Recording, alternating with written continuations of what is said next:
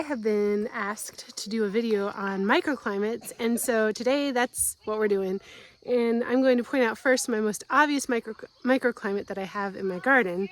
And in case you don't know, a microclimate is basically an area in your garden or on your property that is different than the zone that you live in. So it's either warmer or colder than the average zone temperatures that you normally get. So this rosemary right here, I've got the soil covered with rocks and it's surrounded by rocks, and then it's up against this rock wall, and it's on the south side of the rock wall. And so the rosemary is going to probably overwinter here because I live in a zone 6. Rosemary really doesn't do well unless it's in like a zone 7, and I need it to be a little bit warmer in the winter. I need it to just not get quite as cold as it does normally for my rosemary to survive the winter. So I'm able to get a warmer climate just in that little area for my rosemary in order to get it to overwinter. Here's some other ideas for microclimates. My baby is on my back and she is tucking as I talk. She likes to be part of the conversation. Okay, so here's another microclimate. We've got a banana tree going on over here. This is going to die back. This isn't going to stay. This is not going to make bananas for us. But it is going to die back, and it will come back next year. But here's some prickly pear, and that is also going to come back. Now, we've tried to plant this in a couple different areas of the property, and it has not come back. But it does really well here because it's got this rock to reflect the light and the heat off of during the winter. And then also, if you see, it's underneath deciduous trees. So in the winter, it's going to get even more sun because those leaves are going to fall. They'll create a little bit of a mulch around it. And they're going to have a lot more heat than a place that might be underneath, let's say like an evergreen or something like that. So what's above and what's around it is very important as well. Having all these rocks around these plants also creates a lot of warmth, and it will definitely, and you'll see that there's the rock wall right behind us as well. That is going to produce heat, and that's just going to bring this temperature over here a little bit warmer than it would be, say, out in the middle of the yard. Okay, so deciduous trees also, we can think about that as well. I have a camellia that is growing right here, and camellia is another thing that's not supposed to grow, but if you see, it's right in the corner of this rock wall, so it's very well protected. Now, the thing it really doesn't like is strong winds, cold freezes. You see it's up just a little bit, and so if there's cold air forming, this cold air is going to come down the hill here, and it's going to stay away from this area because remember, cold air sinks, right? And the hot air rises. It's surrounded by the rocks. My sons are playing and they're having quite a lot of fun, if you can't tell by the screams. So the rock wall is producing a lot of heat, and it's almost like a hug of warmth because it's wrapping around it.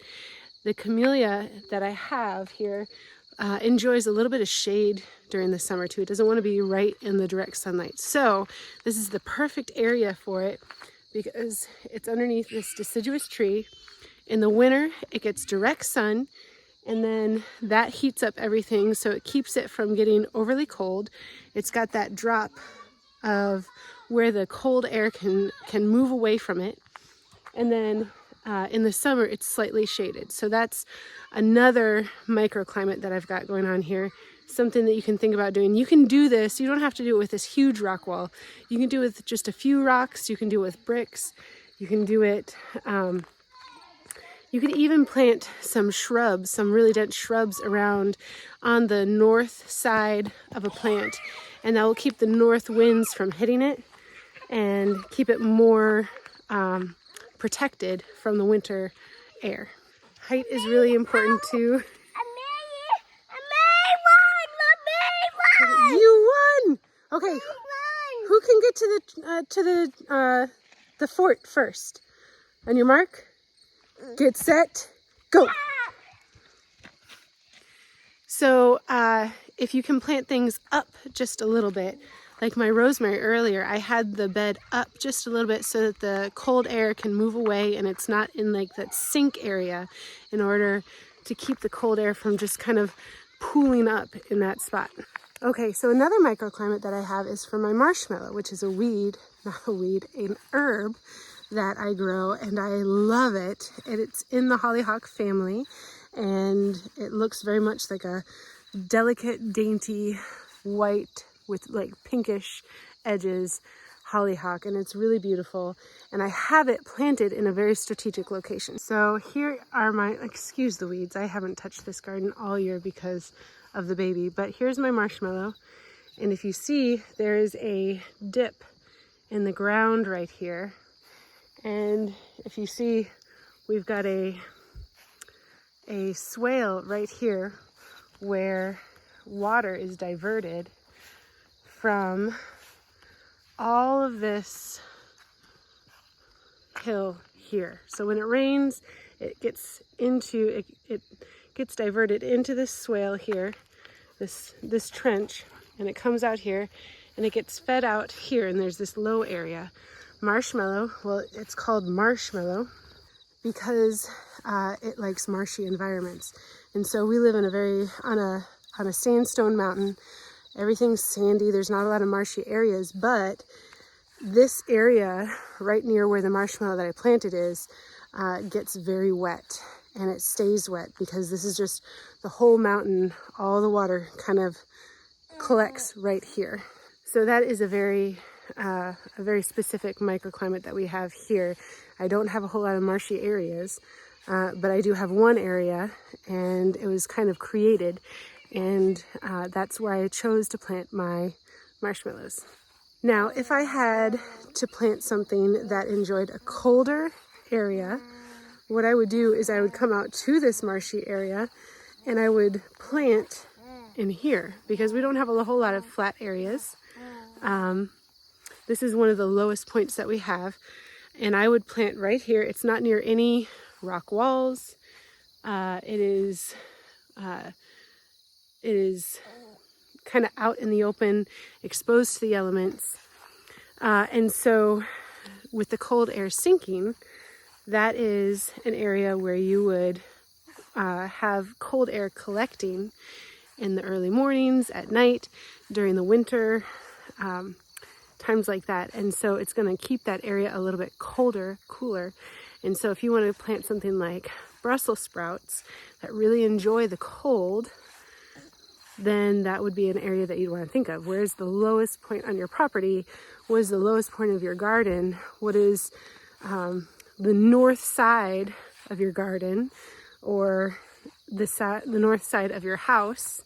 That's going to get a lot colder than the south side because the sun doesn't shine that way, right?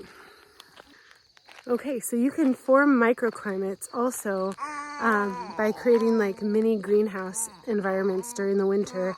If you have a plant that you want to specifically protect, you can wrap it, and that will help overwinter it. I know with my fig trees, what I would like to do is this fall, I didn't last fall because I was pregnant and I was not doing a whole lot. Anyway, this year I'm going to take chicken wire or really tight woven fencing, like hardware cloth, and wrap my fig trees with that. Actually, let me just show you. Okay, so just like this. If you see, I've got my fig right there, and it's really tiny. It's just a little baby fig. It did overwinter, and it just barely poked up through the grass this spring. I did not expect that to have survived, but it did, and I'm really excited about it. So I've got that fence around it, and I'm going to just fill that with leaves, and that's going to insulate it and keep it warm enough to overwinter well, and I won't have to do a dieback all the way down to the roots again and then come back and have to spend all that energy building new stems and leaves. They can start spending more time on producing fruit. So here's another microclimate that I have. You see, this is my lavender hedge. I have this all along the rock wall behind my garden here. And the rock wall drops down right there. So I've got, again, the heat of the rocks, and the sink of the cold air comes down here, and this stays warmer because the rocks are reflecting the light, which helps melt the snow. The rocks help reflect the heat, which keeps them warmer and their roots warmer. I've got this creeping Jenny over top of them, which kind of insulates their roots as well, because lavender is just a little bit touchy where we are, right? I mean, it does pretty good, but it's not its favorite. And then this does really well because it's got the cold air drops and it's not stuck in a cold pocket. Here's another microclimate that we've got. This is the southern side of my in-laws' house.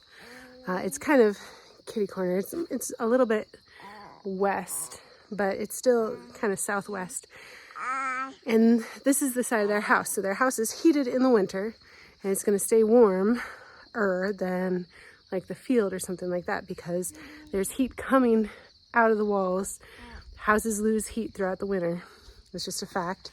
And so no matter how well insulated this is, there's going to be heat coming off. And so my mother-in-law, she can grow a wider range of plants on this side of her house than she could, let's say, on the north side or on the east side, specifically because of the materials they use for the house as well. So if you see, they have a cement footer here, and then they've got rock and cement as their wall here. The rest of the house has wood. It's a cordwood house, except for this side. And so this is getting sun all winter. It's reflecting back, hitting the plants. The warmth is coming out from the house. It's also being reflected out from the heat of the rocks heating up throughout the winter. They've got this brick down here so that's up just a little bit, and the cold can sink down because this is a hill, right? So it's sinking down. It's actually going to my house. And yeah, so my daughter is so loud. So this is a really great microclimate area where she could plant some more tropical things than in other areas of the property. Now, it doesn't have to be a rock house. It can be a wooden house. It can be a plastic siding, because there's going to be heat coming out of your house no matter what during the winter. And so anything like that can help create a microclimate. Okay, so that's mainly what I've got for you on microclimates and different strategies that you can take and that you can use to potentially make a microclimate for your plants around your property near your house.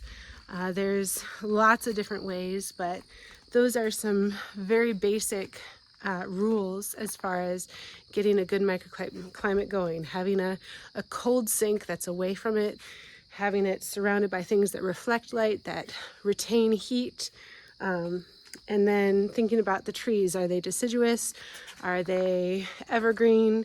And what kind of result do you want in the winter and the summer with those?